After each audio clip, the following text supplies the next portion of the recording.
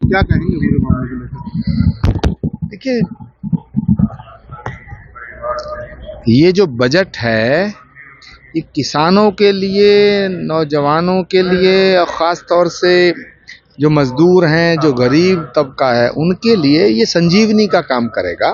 प्रधानमंत्री नरेंद्र मोदी जी जो बोल रहे हैं वो बोलते ही वो हैं जो करते हैं, और जो करते हैं उसे ही बोलते हैं।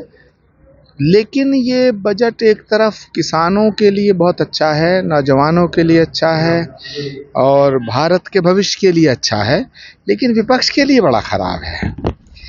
विपक्ष का बंटाधार कर देगा ये, क्योंकि विपक्ष जो है ये सोच रहा था कि बजट में कुछ कमियां निकाली जाएं, लेकिन अभी तक नहीं निकाल पा रहे हैं। अब सोचेंगे, रात को पाकिस्तान वालों से बात करेंगे या बांग्लादेश वालों से बात करेंगे, चीन के कुछ लोगों से बात करेंगे, ताकि मोदी को कोसने का कोई मौका मिले। तो बजट को क्रिटिसाइज करने के लिए इनके पास कुछ नहीं है। इतना अच्छा बजट है, सारे संत महात्मा खुश हैं, सारे देशभक्त लोग खुश हैं, लेकिन विपक्ष का बंटाधार करने के लिए ये बजट बड़ा महत्वपूर्ण काम करेगा। और मुझे लगता है विपक्ष अब सोच सोच के कल कुछ ना कुछ नए तौर तरीके निकालेगा नरेंद्र मोदी को क्रिटिसाइज करने का। जो है वो गरीबों से काफी दूर की बात है, ये गरीबों के लिए। अखिलेश यादव जी सोने की चम्मच लेके पैदा हुए हैं। जब वो गरीबों की बात करते हैं, गरीबी की बात करते हैं, तो मुझे बड़ा हंसना भी आता है, बड़ी हंसी आती है, रोना भी आता है। अखिलेश यादव जी के तो मुंह में सोने की चम्मच है। उन्होंने गरीबी देखी कहाँ है? हाँ, उनके पिता स्वर्गीय मुलायम सिंह यादव जी ने गरीबी देखी थी। तो मुझे लगता है अखिलेश यादव जी को गरीबों की, मजदूरों की, किसानों की बात नहीं करनी चाहिए। उन्हें तो ये भी नहीं पता खेत कहाँ है, खेत होते कैसे हैं।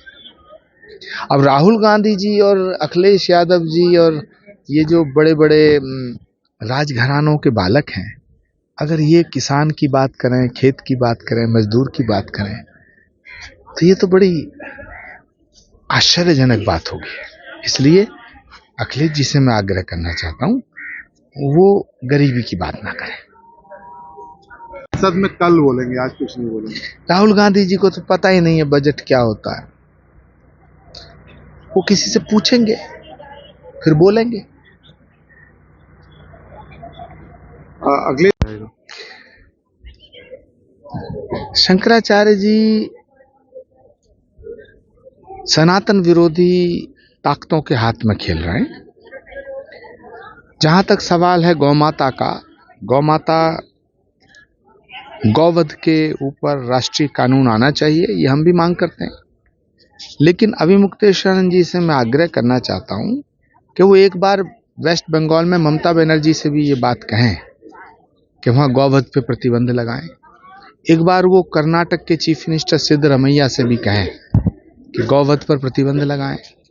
एक बार वो हिमाचल प्रदेश में भी गाय माता को राजमाता घोषित करने की बात करें। योगी आदित्यनाथ जी तो सनातन के लिए मिटने को तैयार है, पूरी जिंदगी खपा दी उन्होंने। उनसे प्रमाण पत्र ना मांगे, क्योंकि योगी आदित्यनाथ जी का जीवन और उनका पूरा का पूरा संकल्प सनातन के प्रति है, स्वतः सिद्ध है। शंकराचार्य जी को अगर हिंदू होने का प्रमाण पत्र मांगना है तो राहुल गांधी जी से मांगे।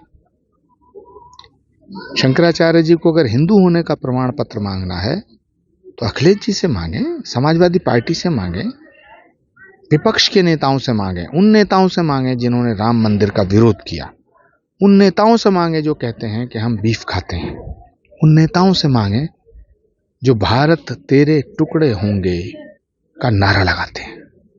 के अलावा कुछ नहीं है। देखिए, संभल के जो सांसद हैं उनकी गरीबी तो मिट गई। उनकी तो जांच होनी चाहिए कि पिछले 5 सालों में उनकी कितनी संपत्ति बढ़ी है, कहां कहां उन्होंने इन्वेस्टमेंट कर रखी है। और मैं उनसे आग्रह करना चाहूँगा कि वो समाजवादी पार्टी के तमाम नेताओं के साथ बैठकर और समाजवादी पार्टी के अध्यक्ष अखिलेश यादव जी के साथ मिलकर योगी आदित्यनाथ जी से मिलें और संभल के विकास की बात करें। उन्हें हिसाब देना चाहिए। वो सरकार से हिसाब ना मांगे, कागज पत्र ना मांगे, वरना उन्हें कागज पत्र दिखाने पड़ेंगे और कागज दिखाने में उनकी जान चली जाती है, उनके प्राण निकलते हैं, उन्हें बड़ी परेशानी होती है। फिर कहने लगते हैं कि भारत में मुसलमानों पर जुल्म हो रहा है। तो उन्हें संभल के विकास की बात करनी चाहिए। संसद में एक मर्तबा भी, एक बार भी संभल के डेवलपमेंट पे बात नहीं करते। 24 घंटे हिंदू मुसलमान करते रहते हैं, नरेंद्र मोदी जी को कोसते रहते हैं। और पिछली सरकार में उनकी कितनी धन दौलत बढ़ी है, इसका थोड़ा हिसाब दें। ये जांच का विषय है। मैं तो ईडी को कहना चाहूंगा कि थोड़ा इन सांसदों की जांच तो करें। 5 साल पहले इनकी कितनी प्रॉपर्टी थी, अब कितनी हो गई है। दूध का दूध, पानी का पानी हो जाएगा।